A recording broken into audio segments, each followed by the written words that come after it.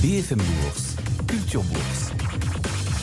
Pour penser et agir en investisseur, Culture Bourse, Julie Cohennerton et ses experts vous accompagnent et vous répondent chaque jour. Bonjour Julie. Bonjour Guillaume, bonjour à tous. Et oui, et si vous avez des questions pour arbitrer vos portefeuilles, vous connaissez l'adresse. Il suffit de nous écrire. C'est bfmbourse@bfmbusiness.fr.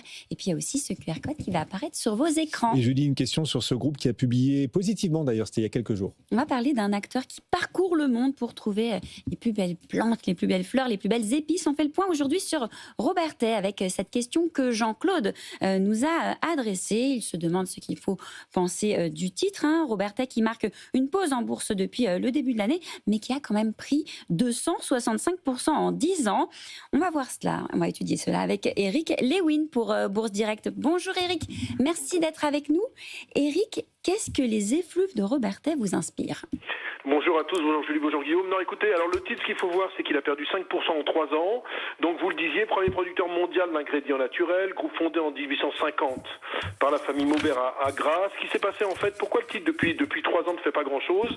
C'est qu'en 2024, fin 2024, il y a eu le départ de 2 actionnaires, Givaudan et DSM, qui avaient 21,8% du capital. On pensait qu'il y aurait peut-être une OPA. Finalement, ils ont reclassé leur participation, notamment au FSP et à Peugeot Invest. Et donc, il y a eu finalement un profil spéculatif qui a disparu sur la valeur.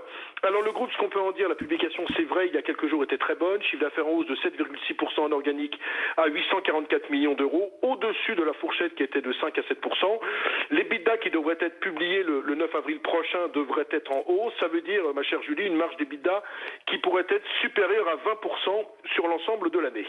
Donc ça, de bons résultats. Si on détient ce titre en portefeuille, qu'est-ce qu'on doit en faire ? Et si on n'en a pas, est-ce que c'est le moment d'y aller ?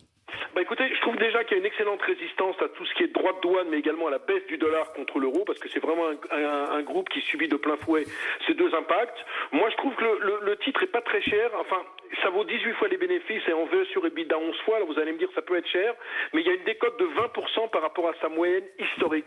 Donc moi, j'ai le sentiment qu'une fois dépassé cet aspect spéculatif qu'il n'y a plus sur le titre, puisque la famille Maubert n'a pas du tout l'intention de vendre, je pense que ceux qui ont envie d'en acheter peuvent en acheter au cours actuel. Ceux qui en ont déjà, ça vaut peut-être pas le coup de se renforcer. On fera pas 30% de hausse sur le dossier cette année, mais dans les marchés compliqués qu'on connaît avec l'IA qui disrupte tout, là au moins avec Robertet, il y a une boîte où il n'y a pas d'IA, il n'y a pas de disruption, il n'y a pas de technologie et c'est un bon groupe familial vraiment très intéressant à avoir en portefeuille. Merci Eric Lewin, régulièrement à nos côtés.